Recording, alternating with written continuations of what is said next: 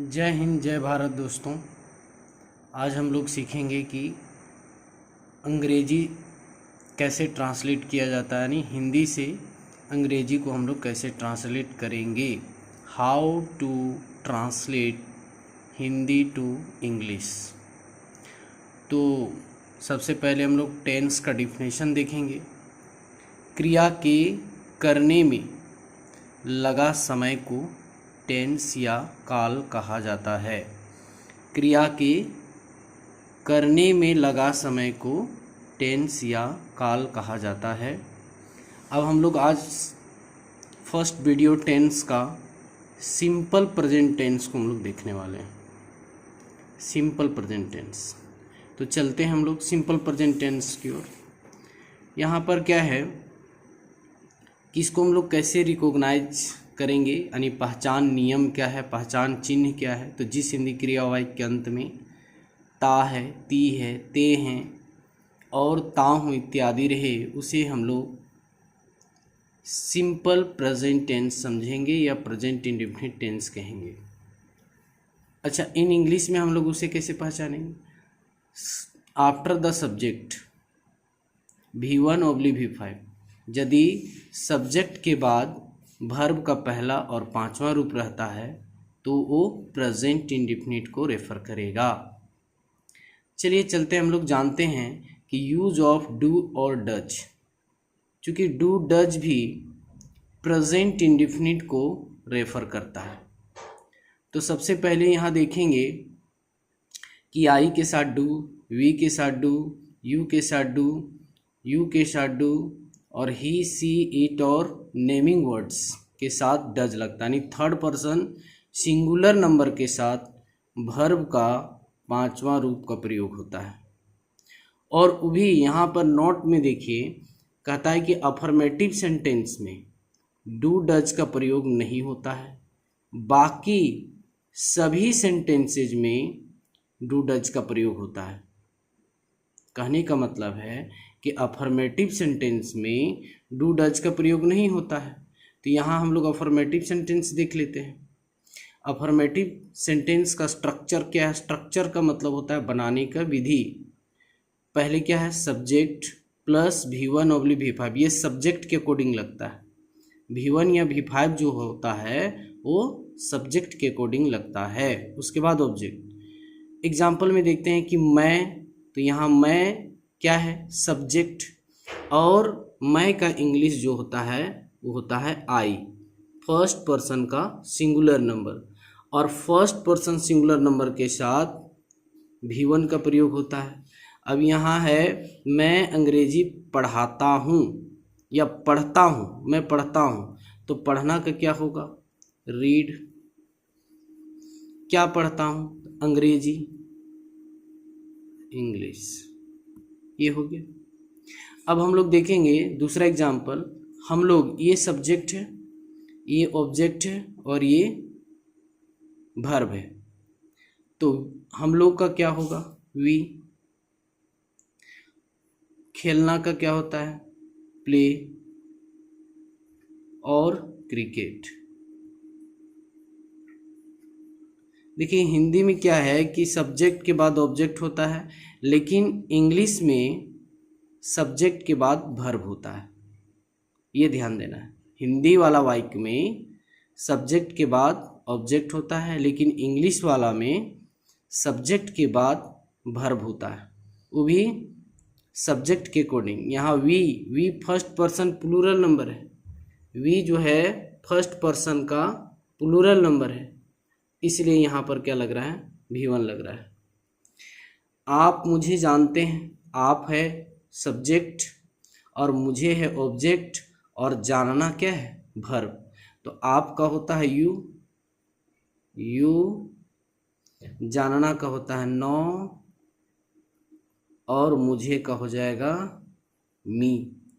देखिए यहाँ केस भी यूज हो रहा है, लास्ट क्लास में आप लोगों को मैंने बताया था। अब यहाँ पर देखिए कि वह खाना पकाती है, तो यहाँ हो जाएगा सी। देखिए सी क्या है? सी जो है थर्ड पर्सन सिंगुलर नंबर का सब्जेक्ट। अब थर्ड पर्सन सिंगुलर नंबर के साथ क्या लग रहा है? V5 लगता है। और यहाँ कह भी रहा है। देखिए यहाँ पर क्या कहता है, सेकेंड नोट्स क्या बोलता है, अफर्मेटिव सेंटेंस के third person singular number subject के साथ वर्ब का पांचवा रूप का प्रयोग होता है। ये क्या कर रहा है, अफर्मेटिव सेंटेंस के थर्ड पर्सन सिंगुलर नंबर, तो थर्ड पर्सन सिंगुलर नंबर यही सब है, ही सी इट, तो यहाँ पर मेरा क्या रहा है, सी, तो सी के साथ क्या होगा, कुक्स होगा, कुक्स, ये भी 5 है, क्या पकाती हैं, खाना यानी फूड।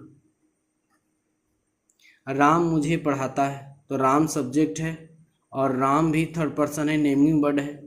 पढ़ाना का होता है टीच, तो यहाँ हो जाएगा टीचेज, टीचेज मी, ऐसे। तो इस तरह जो है हम लोग अफर्मेटिव में देखें कि यहाँ क्या है कि अफर्मेटिव सेंटेंस में डू डज का प्रयोग नहीं, कहीं डू डज का प्रयोग नहीं हुआ है। लेकिन यहाँ जो है सेकेंड में कहता है अफर्मेटिव सेंटेंस के third person singular number subject के साथ, जैसे ही, सी, राम, सीता के साथ भी 5 लगेगा। जैसे कि यहाँ पर देख रहे हैं, सी के साथ कुक्स लगा यानी V5 लगा, राम के साथ टीचेज लगा यानी V5 लगा। बाकी सभी में देखिए, जैसे यू के बाद V1 लगा है 9, वी के बाद प्ले, यहाँ भी V1 है, आई रीड, यहाँ भी V1 है। तो ये समझना है। चलते हैं नेक्स्ट, दूसरा हम लोग दूसरा सेंटेंस में जो नेगेटिव है। देखिए यहाँ पर नेगेटिव सेंटेंस का स्ट्रक्चर जो है, सब्जेक्ट डोंट ऑब्ली डजंट, हम लोग डू डज प्लस बाद में नोट लिख सकते हैं, लेकिन इसमें शॉर्ट में होता है। अब यहाँ देखिए आई सब्जेक्ट है, तो आई का क्या होगा, मैं का क्या होगा, आई के साथ क्या लगता है, तो यहाँ पर हम लोग देखेंगे आई के साथ देखिए डू लग रहा है, तो यहाँ पर ही हम लोग यूज क्या करेंगे, डोंट करेंगे। आई डोंट रीड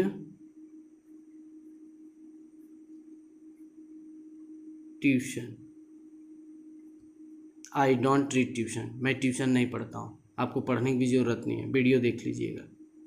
हम लोग बाज़ार नहीं जाते हैं, तो हम लोग का क्या होगा, वी के साथ डू का प्रयोग होता है, तो यहाँ हो जाएगा डोंट।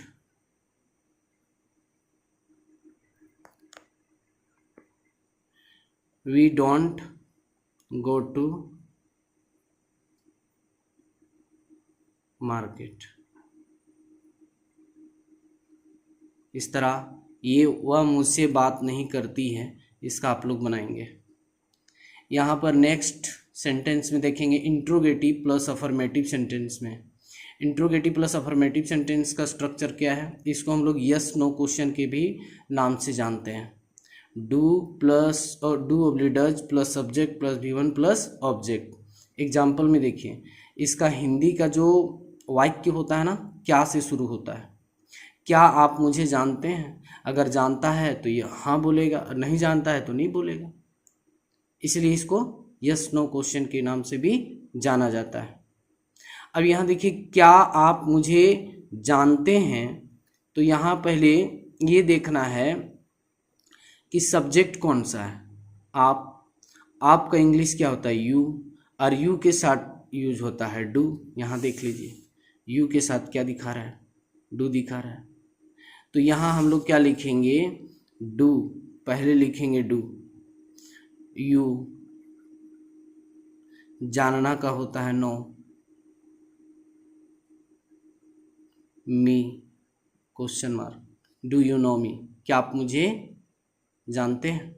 क्या वे लोग क्रिकेट खेलते हैं, तो वे लोग का होता है दे, और दे के साथ भी क्या लगता है, देखिए यहाँ पर दे के साथ क्या लगा हुआ है, डू, तो हम लोग क्या लगाएंगे, यहाँ डू लगाएंगे। डू दे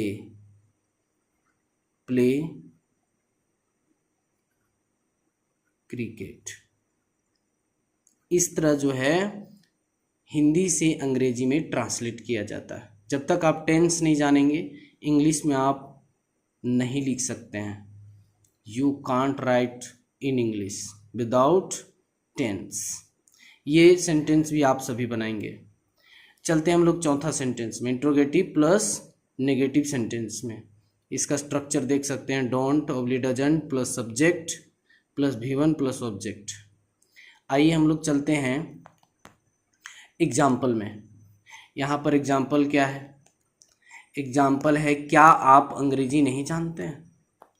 तो यहाँ पर देखिए कि आपका इंग्लिश होता है यू, और यू के साथ यूज क्या होता है? यू के साथ डू। तो यहाँ पर हम लोग क्या यूज करेंगे? डोंट, चूंकि नेगेटिव है। डोंट यू नो इंग्लिश, ऐसे। क्या वह कॉलेज नहीं जाती है? जाता है, तो वह क्या है? थर्ड पर्सन सिंगुलर नंबर और third person singular number subject के साथ देख रहे हैं डज का प्रयोग हो रहा है। ये एक ज्वेलरी वर्ब है। अब यहाँ पर हो जाएगा डजंट, क्यों? क्योंकि यहाँ नहीं है, तो यहाँ हो जाएगा doesn't. Doesn't he go to, कहाँ नहीं जाता है? College, college. इस तरह क्या राम घर नहीं आता है? ये सभी जो है सेंटेंस आप बताएंगे क्या होगा, ठीक है। अब आगे आते हैं हम लोग। WH क्वेश्चन को हम लोग जानते हैं। देखिए WH वर्ड्स क्या होता है? WH वर्ड्स बच्चों 18 होते हैं। इनको दो पार्ट में बांटा गया है। एक है बेसिक क्वेश्चन वर्ड्स और एक है फॉर्मेटिव क्वेश्चन वर्ड्स, जो कि यहाँ पर आप देख सकते हैं। इनके बिना जो है WH और एक दूसरे से कम्युनिकेट आप नहीं कर सकते हैं। विदाउट WH आप किसी के साथ अच्छे से बातचीत नहीं कर सकते हैं। तो यहाँ देखिए हु कौन, हुम किससे, हुज किसका, व्हाट क्या कौन सा, है ना, व्हिच कौन सा, वेयर कहाँ, व्हेन कब, वाई क्यों, हाउ कैसे, हाउ मेनी कितना, हाउ मच कितना, हाउ फर कहाँ तक या कितनी दूर, हाउ लॉन्ग कब तक, हाउ ऑफेन कितनी बार, हाउ मेनी टाइम्स कितनी बार, एट व्हाट टाइम किस समय, एट व्हाट प्लेस किस जगह, एट व्हाट काइंड ऑफ किस जगह। तो इस तरह जो है ये WH वर्ड्स। तो WH वर्ड्स को भी क्या करना है? याद करना है। इनके बिना जो है क्वेश्चन सॉल्व नहीं होगा। अब आगे दो सेंटेंस हम लोगों को बच जा रहा है। WH interrogative sentence. WH interrogative sentence, आप रोज कहाँ जाते हैं? देखिए यहाँ पर WH में जो प्रश्नवाचक शब्द है वो बीच में रहता है, जबकि इंट्रोगेटिव वाला में यस नो क्वेश्चन वाला में देखिए यस नो वाला क्वेश्चन में क्या है? पहले है प्रश्नवाचक, इसलिए यस नो कहा जाता है। यस नो क्वेश्चन और WH में अंतर है। यस नो क्वेश्चन में प्रश्नवाचक शब्द जो होते हैं वो पहले होता है, और